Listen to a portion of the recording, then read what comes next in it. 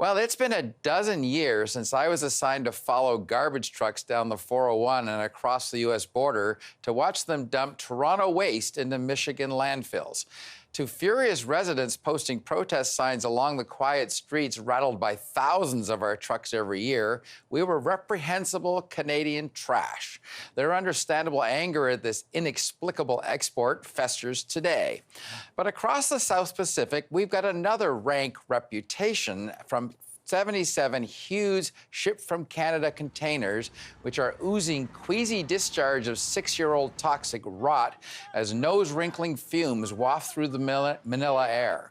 Say what you want about Philippe President Rodrigo Duterte. There's a lot to dislike in him, but this week's fed-up blast at Canada's negligence in removing this olfactory assault suggests he has a good grasp of the Trudeau government.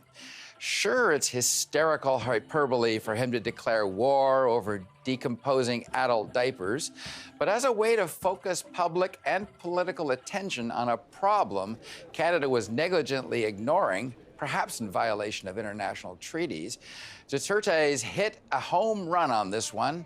Environment Minister Catherine McKenna quickly gulped out a promise to devise a taking away the trash resolution within weeks. Then she curiously noted that the president's caustic threats were not helpful. Actually, that is the only way to communicate effectively with this government. It only acts under extreme provocation. The ministers are notoriously action-averse. They lean towards paralysis by analysis, and when all delays fail, they're prone to breaking their promises.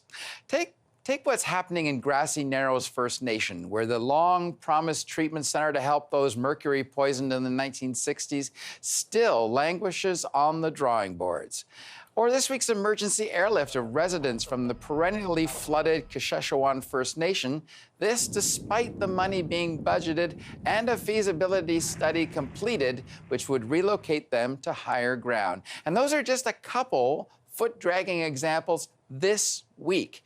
Advocates know by now it takes a public relations crisis, a virtue the Prime Minister wants to signal, or an SNC-Lavalin lobbying blitz to spur this government out of its usual state of stupor.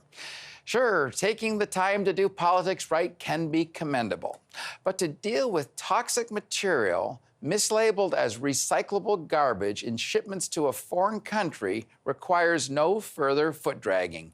Burn it there or bring it back here now. So give Duterte credit this time. He correctly figured out the only way Trudeau would take out the trash, and that would be to raise a stink. That's the last word this week.